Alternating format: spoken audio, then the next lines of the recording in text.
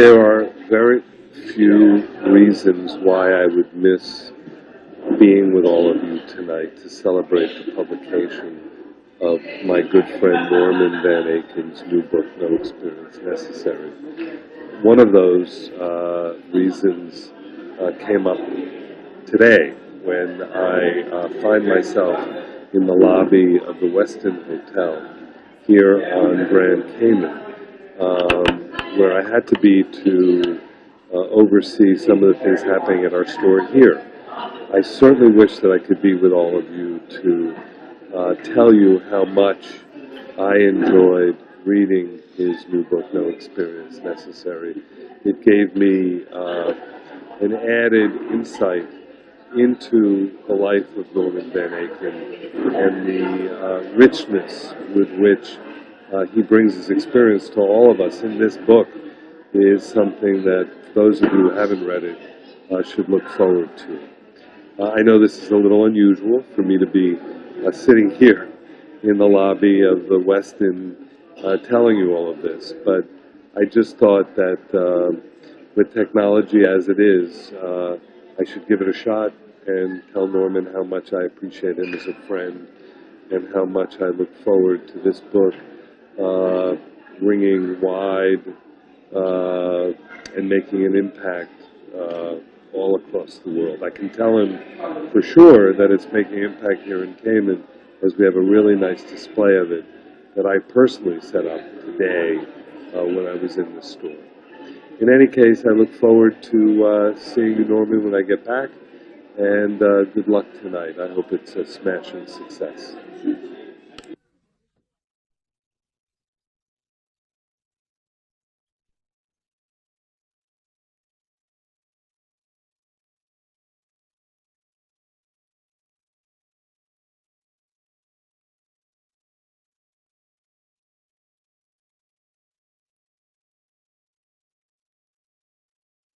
Aken, everybody.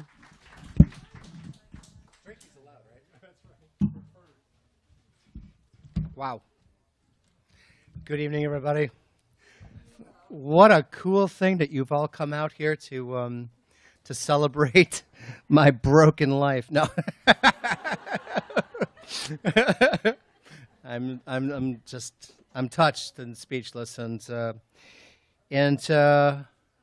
we're going to show some pictures here. I'm not sure if I can see them from this angle, but when we start to show them, I guess we will. And let me know if you could just wave your hand if you can't hear me because I'm standing too far from the microphone.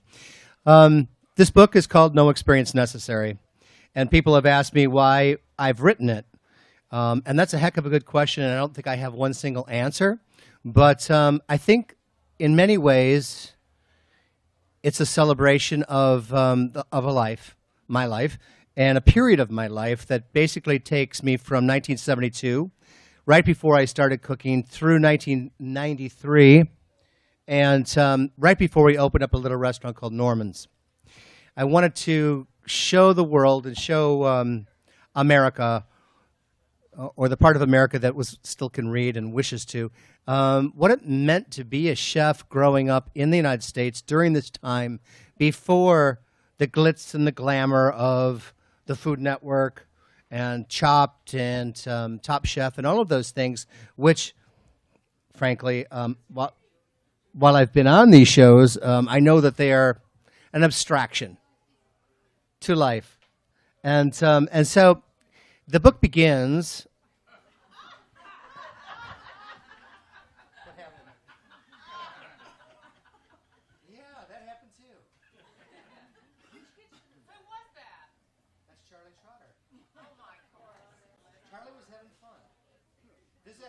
Behind the scenes at, if this table will move, I can see this thing a little bit better.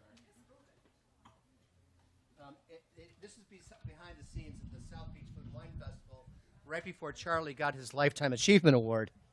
And in some ways, he was saying, this is really what I think about awards.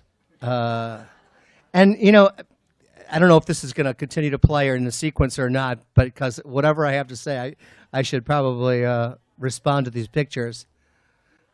Slow it down, and I'll do that. These people are people I worked with at the Pier House. This book is a chronological succession of beginning to cook in 1972, and right before I began to cook when I worked in a Carnival. Amazing stories there, concluding with me being electrocuted by the Ferris wheel. That's the reason. These pictures are people I worked with at the Pier House in 1978. That woman on the right is, can we slow that thing down? That woman on the right was Black Betty. Black Betty is the person that taught me to make a dish called the pan-cooked fillet of Key West yellowtail, which if anybody's ever eaten in a Norman's restaurant, somebody at your table had that dish. And that woman from Bahama Village, Betty, who used to beat on me verbally, God bless her, but taught me how to cook fast and with meaning. She taught me how to make that dish. Now, the next picture, Dennis, is this little tiny postage stamp is a guy named Bicycle Sammy. I never saw him wear that hat. Never saw him wear that hat. He always wore a cook's shirt like this, but he cooked with me. He taught me to cook barbecue at a place called the Midget in Key West in 1973, which was my second job. The important thing really here is to talk about how many people think that being chef like me, you went to the Cordon Bleu, you studying in Paris, you were at the shoulder of Joël Robuchon or Paul Bocuse. No way. I mean, it wasn't like that. And it's okay. I mean, people who want to get into the industry need to disabuse themselves of that notion because it's not like that. Not for me and not for most people. Most people, it's a rough and tumble world that I preferred to shoveling glass, which I did in a factory in Illinois when I was younger, which I preferred to making picture frames in a factory where they paid you by the amount of frames the women could make based upon you rushing off to all corners of the factory to go get them the backing and the corrugated paper and the staples and the glue, and they screamed your name for hours on end. Norman, I need paper. Norman, I need staples. Norman, I need... And they'd be like, why can't you make a list? Would that be so bad? I heard my name when I was in bed. I heard my name when I was taking a nature break. I heard my name when I was making love to my girlfriend. But it was those women that were saying my name, not the people that I was in the room with. And so I was like, I got to get out of here. I got to do something else. And the kitchen became the place that I got to. Sammy was the chef of this place in Key West called the Midget, and I really loved my job. And actually, there's a great story in here about a gentleman who was on a 4-day drunk named Lionel. He was a Canadian, and Lionel, he was scaring us because he was on such a long drunk and yet still awake in sort of a somnambulant way. But me and this woman were having a conversation 3 o'clock in the morning. We were at the employee table, and she had just been a vegetarian for as long as I've known her.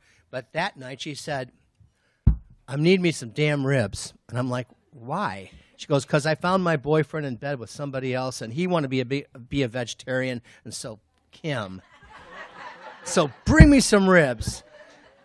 So I'm like, all right, Miss Susie wants some ribs. It's going to be ribs. So I went and got her some ribs. So I brought her some ribs out to the table, and, we sat and talked at 3 o'clock in the morning. In Key West, there's nobody there. There's just, I was working the graveyard shift, so was she.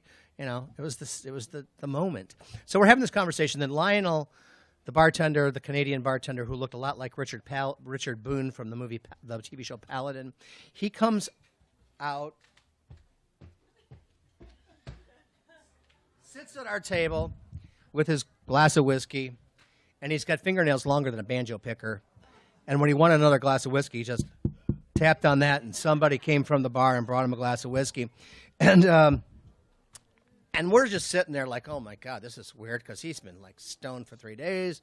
And is he okay? I guess he's okay. Leave him alone. Let him sleep if he's sort of sleeping when he can't really tell. And then he goes, out of nowhere, he kind of looks up through this black slit eyes, and goes, "We taste like pork."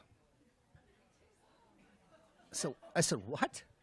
I said, "What did I said, Susie, did he just say something to us, or was this a dream?" She goes, "I don't know." And then a minute later, long minute, he goes, "We taste like pork." I'm like, "What the fuck does that mean?" And he goes, like this. Another whiskey comes. He said, and this is all like real slow and real sort of dreamy, but he goes, "I was working in Africa with Standard Oil doing survey work, and I made friends with this priest. And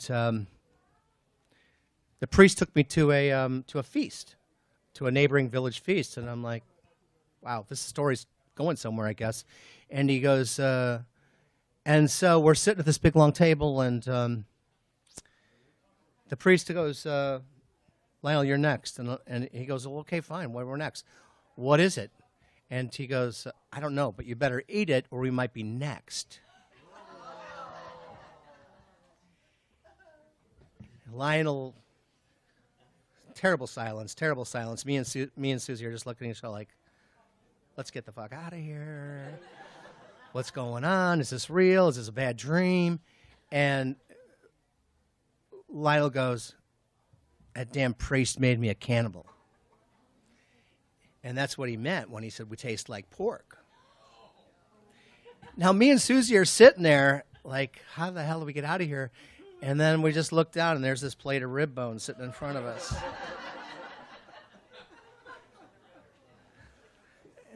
That was just one of those stories from the midget days, and that was Sammy who taught me to make pork. It's a true story. And go ahead to the next picture. Let's see where we land. This is Budman. Budman was the guy that managed the midget. He's in a truck driving in this picture, holding up that nice big glass of Burgundy. It was a nice glass, probably Anchor Hocking. I used to make glass, remember? Budman. Here's the way this went down. Budman was cool. He and Dorothy ran the place, the midget, and I had come to Key West with Janet, and I was out of work, and my friend Steve, who was in painting, said, "Didn't you used to cook in Illinois?" I had one job in Illinois, cooking. I said, "Yeah." He goes, "Well, there's a barbecue place down the street, and they call the Midget, and they're looking for some help." And I said, "Oh, cool. I could use some money. I was broke." And so I go there, and I meet Budman, and Budman's got a nice long gray ponytail behind the back over there. And he said, "Hey, kid, that's great. You can start tomorrow night. You start at 11 o'clock at night." And I said, "Well, I just used to cook breakfast. That's all I've ever done." He said, "Well, this is barbecue. It's not that hard." I go, "But, is anyone going to show me? Is anyone going to teach me?" He says, "Listen, kid, let's get this straight. You start at 11 o'clock at night. By the time anybody comes in for a meal, it's going to be midnight or after. These folks are going to be so shit-faced, they won't give a fuck what you cook." I'm like, wow, there's an exciting beginning to my new career. That was my second job cooking. The book encompasses 20 restaurants over 20 years, one or two that I actually went back to after leaving because they actually asked me to come back, so I wasn't fired from every one of them, and nor did I quit every one of them. But I did have a relationship where I did go back, not to that one. And so 20 restaurants, 20 years, 200 characters. Go to the next one. Let's see where you land. This is like a board game. That is my pay stub from the Carnival days. Right. Before I started cooking, I had a number of odd jobs. One of them was I was a carny worker. When I was 21 years old, a friend of mine and I were, we were working in that glass factory, and my friend's sister's boyfriend said, "Hey, there's a carnival in town, and they're looking for some help. Anybody interested?" And we were both like, "Yeah, carnival, let's go."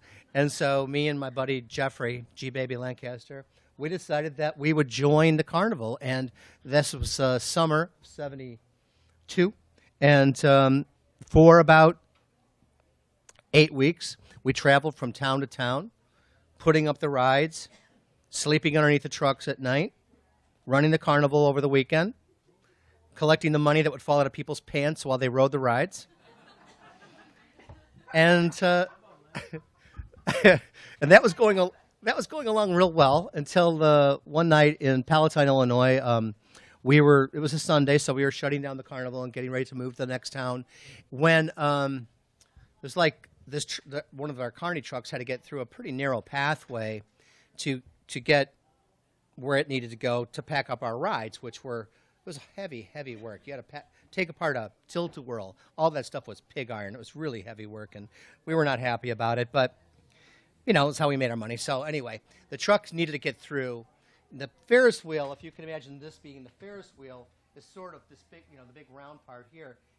One of the carts where your feet would go if you're riding it was sort of sticking out in the way.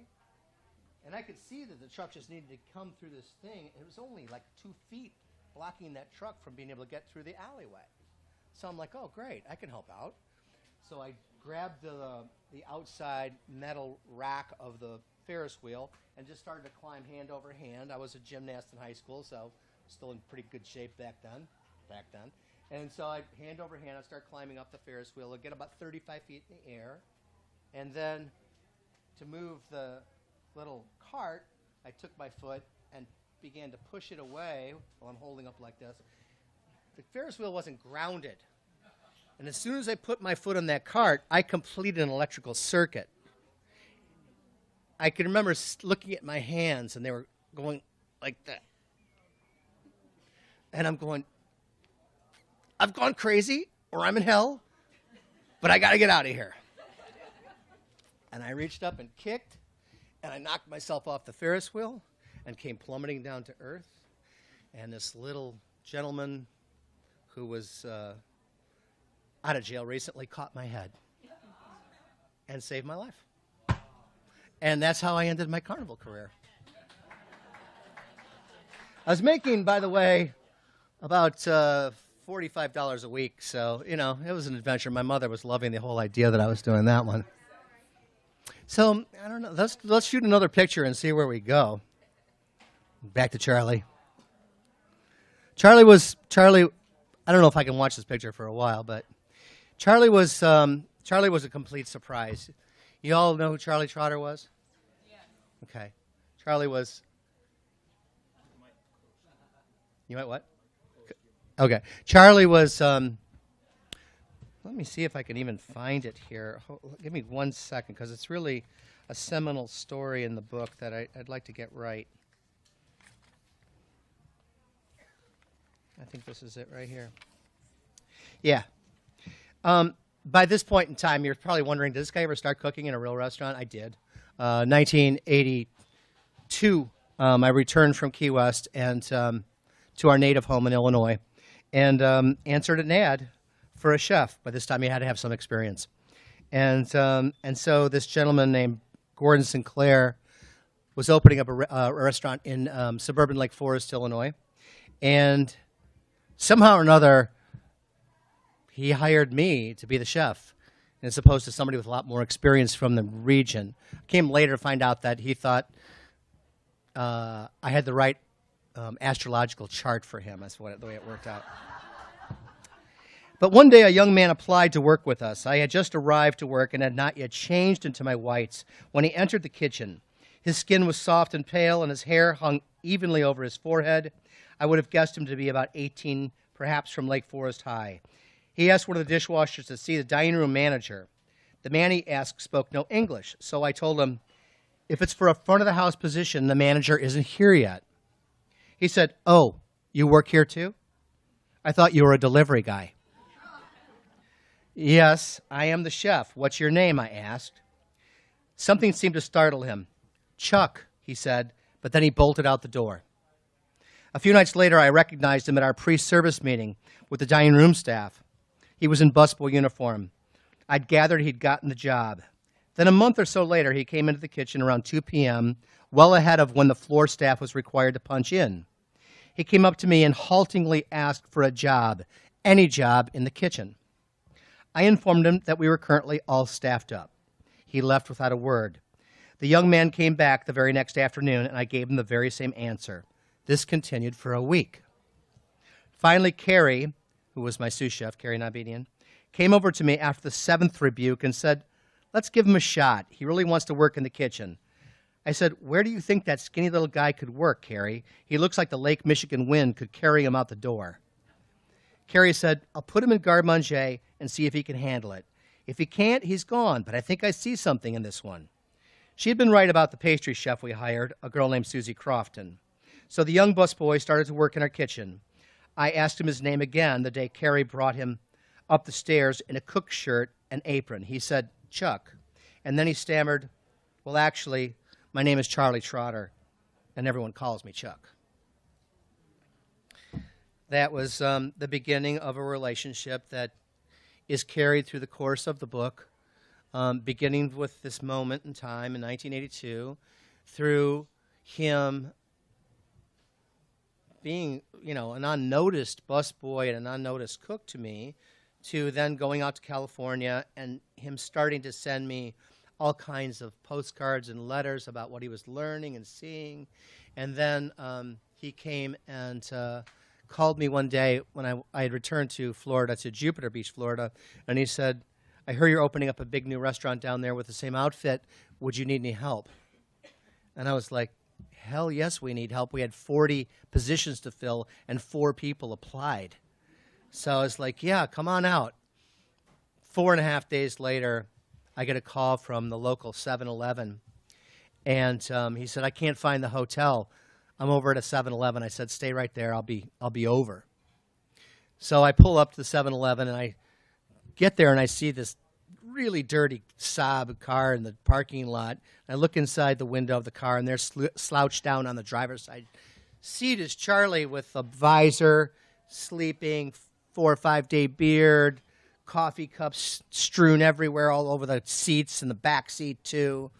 And the window was halfway rolled down. I went inside the store, got something, came back out, reached inside the window, rolled the window down, pressed a cold Heineken against his face and said, let's go. And that's when he started with me in Jupiter, Florida.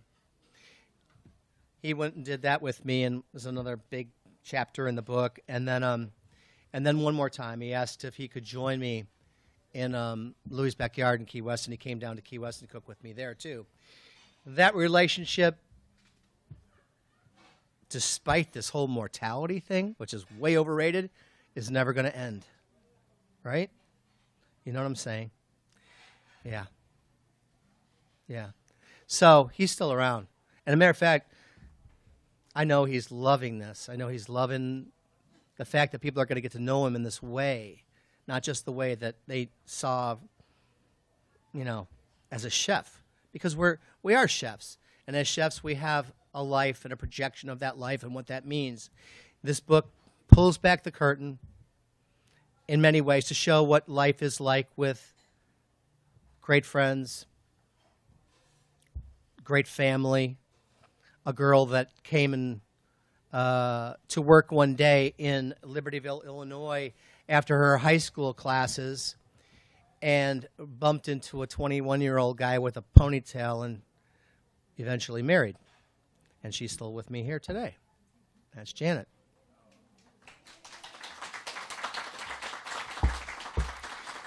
I know that a number of women have read this book already and said, how the hell did you stay with that? Don't answer the question, please, please. Maybe we'll try one more picture and then move on, and maybe we'll do some questions. This is actually at the Madrid Fusion Award. Life is so amazing. I mean, you start off with like Bicycle Sammy and Black Betty and Budman telling you, don't worry, kid, they're going to be so shit-faced they won't care what you cook. To if you stay with it and you bust your ass and you commit, because you do eventually. I mean, we've focused a lot about the carefree days and the wild days, but there became a point here, like all in here, where Norman Van Aken decided to commit, and I committed to Cuisine. I committed to Cuisine like I thought maybe as a kid I would commit to music or writing or something like that. Here I am in Madrid accepting the award for the what's called the American Cuisine Award with Paul Perdome, Mark Miller, Charlie Trotter, and myself. And that was 5 or 6 years ago. So I want people that buy the book, read the book, think about the book. I more than anything, I want them to realize that you can accomplish so many different things. You can accomplish your dreams. You do not have to start up with being born into it, to have gone to all the right schools or worked in all the right restaurants. I didn't. My school was two things. My school was all the restaurants, all these restaurants, and then the ones after these restaurants. That was my school, coupled with a voracious, insatiable appetite for reading and then cooking things that I'd read. And so nothing separates me from almost anybody else in terms of just succeeding in a way that you desire to succeed. Nothing at all. Just you have to have this thing in you that is want. We want to do it. And it's not for everyone because there are terrible prices that are paid. Because it's a damn shame, but a lot of places don't care about quality, and a lot of places will go for the quick buck. But I was raised in a way that when I put my food in the window, that plate is not just going to the customer who can afford it. My plate is going to someone that, to me, is potentially my friend or my family, even my wife or my son. That food and what I commit to is for them. And that's how I idealize it. And that's what I think made it to where I was able to succeed, because clearly it was not the normal path toward that. I know we're at our half-hour point now. There's so many more chapters and there's so many more pictures to do, but I don't want to keep everybody, and I want to ask if people have questions. Maybe we take a few questions, and then we'll adjourn to the book signing area, and we will have some dessert and some more drinks. But please, does anybody have anything they'd like to ask?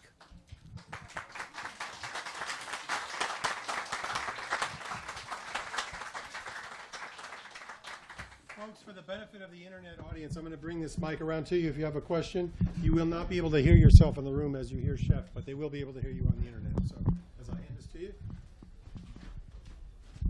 Norman, share a little bit with us about the influence of your mom. Wow. Well, the book in my life in so many ways are dedicated to my mom. My mom was in the restaurant business. My mom was the person that kept us together. My mother and father loved each other, but they couldn't stay together. When I was 10, my mother and my sisters and I basically ran off into the night, and we escaped the life that we'd had before that. And we went to hiding for a month and a half. And so we split up. And my father we were reunited with my father, but we were not living with him. My mother had to become the breadwinner, and she did it by waiting tables and managing restaurants. And she had this extraordinary ability to make it fun. She never looked at it like it was work. She always looked at it like it was a hilarious challenge, a joyful opportunity. She would come home and count the tips on the kitchen table, and I'd be doing my geography lesson with my sister and hearing, how these customers came in and they thought they were not happy about, life in general, and how they treated them like royalty, and they had such a good time. And when they left, they were like, going to go see each other the next day at the ball field or something. They become friends. My mom told a story to me when she was getting ready to go, and about being a waitress. And I said, Mom, what was it like when you were working split shifts? I mean, you had to come in the morning, and then you had to go away and then come back at night. I mean, you were always at work, weren't you? And she says, yeah, but it was wonderful because waiting tables is hard on your legs, but we were right across the street from Lake Michigan, and so we'd go swimming in the lake, and it was so cold that it numbed my legs, and so the pain didn't hurt anymore. I'm like, Mom, that's kind of crazy, isn't it? I mean, you were happy because your legs went numb. And she'd be like, well, that's one way to look at it. It's not the way I look at it. And she taught me not to look at it like that. So when I was in the kitchens in Key West that were 140 degrees and your dishwasher didn't show up or your cook was in the drunk tank, you almost looked at it like, it's okay. It's going to be all right. You know, it's not the end of the world. And so she had this, her lesson to me was, look at life like an adventure because it can be one if you do. That's basically her lesson, I think. God bless her for it. Thank you. Thank you. Thank you. She's my hero for sure. Yes. I have a question. Of all the dishes that you've ever created, what's your favorite? Of all the dishes I've ever created, what's my favorite? Of course, you know, that's impossible, but I can't come up with a single answer, but I do know that there's about 12 that you all have told me I could never take off the menu. Wherever that menu exists, whether it was here in the original Norman's or in Coral Gables or in Orlando, you know, we actually sat at Louis' backyard with a bunch of my former staff members not too long ago, and we asked that question of them, and they all had their favorite dish. What's going to happen is we're going to do a James Beard Foundation dinner in New York in, I think, June, and I have about 12 of my former chefs that are going to come from all over the United States. Okay. Yellowtail. Okay, let's do it this way. What's your favorite dishes?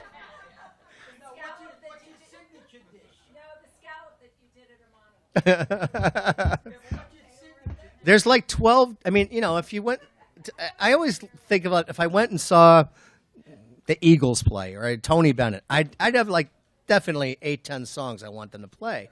It's the same thing for the way that you all have responded to the Down Island French toast, the creamy cracked conch chowder, the pan-cooked filet of Key West yellowtail, the Mongolian veal chop, the yuca stuffed crispy shrimp, the rum and pepper painted grouper, the Havana bananas. I mean, they're all dishes that I can say very quickly because you've all told me, don't ever take those off the menu.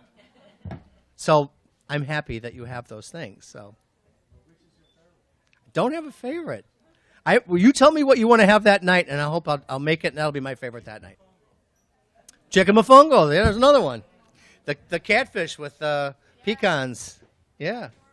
Yes. I understand that being a chef is a very rigorous, experience. How did your family help you through, your experience as a chef? Being a chef is a monastic, brutal profession. And you're going to commit to it on those terms, or you will never make it and become someone that people will remember. So you accept that. You have to accept that at some point in the process. It does not have to be demeaning or brutal in the sense of people, treating you like crap. I hate that. I won't go for that. That's not my kitchen. My family, fortunately, starting with my mother, who lived with Janet and I during periods of time in our life to help take care of Justin when he had school things to do, because Janet worked in the restaurant business too. She worked as, when I met her, she was a waitress. She became a bartender. She was a host. She answered the phones, ultimately doing a lot of the recipe testing for the cookbooks. So we were... There's not a picture up here yet, but if there's a picture that exists in here of me and Janet and Justin all at Marcia's house doing a dinner when Justin was 10 or 11 years old. So we shared the life. That's part of how it worked. I never went away from them in the sense of if we did events, the family was doing events with me. If we did a book, the family was doing the book with me. And now Justin's a chef in Key West, and he doesn't want to be a chef in the same way I am, but he loves the cooking. And our granddaughter, Audrey, is already watching Lourdes, his mother, make food as she sits on her hip while, the mixer's going. So it carries on.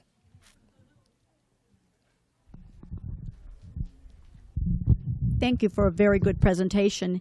If you were to say the one quality that's essential for a restaurant, some people say location, others say the decor, food. In today's world, with so many restaurants soaring and others failing dramatically, what do you think it takes? Well, I think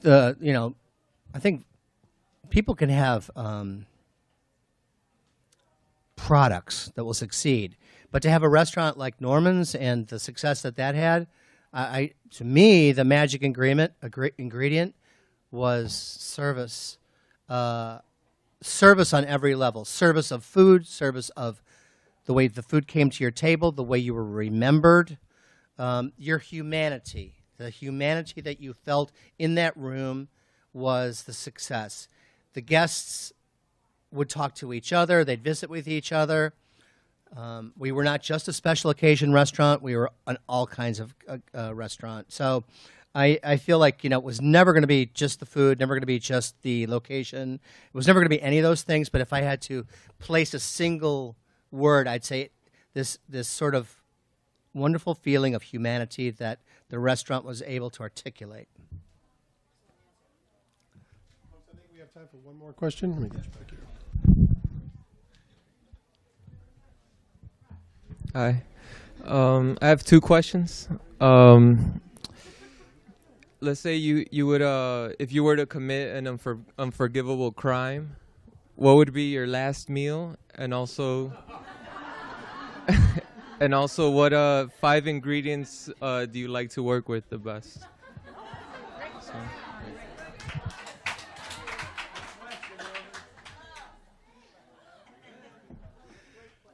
I don't think if I committed an unforgivable crime that I should be allowed to eat. Unforgivable crime is pretty heavy, bro. That's a lot. How about if I just got nailed for something I didn't really do and I still wanted to eat?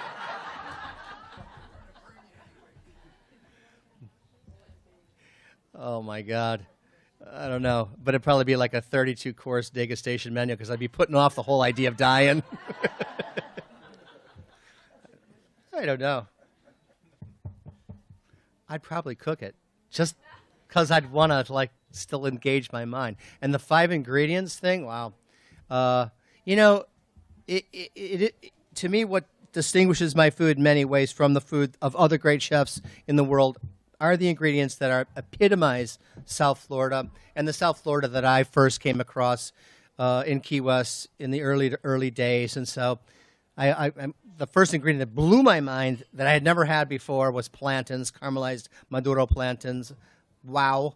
So plantains, black beans, and conch, and pan con lechon, and, we're getting hungry here. Those types of things that really epitomize the nature of where I've chosen to live between adobo, sure. I mean, I have a radio show called A Word on Food. If you haven't heard it already, it's on WLRN on Saturday mornings. It's called A Word on Food. So every show, I pick a word, and then I basically riff on that word for about 4 minutes in different ways, memories, food history, how I might cook something, all of that. So words are they just lead me off into space. And that's what made me also write the book, is that I wanted to honor so many of the people that I met in here, and I've only been able to scratch the surface tonight, talking about Black Betty, but I didn't get to talk about Cowboy Fred Boomer, the soup maker. I didn't get to talk about, I barely touched on Emerald, for goodness sakes, or, some of the famous people like Julia Child and Alice Waters and Tennessee Williams that were in the book, and how the last chapter includes me being in a fight on South Beach with Mickey Rourke as the referee. There's a lot of stuff in here. True. So, thank you all.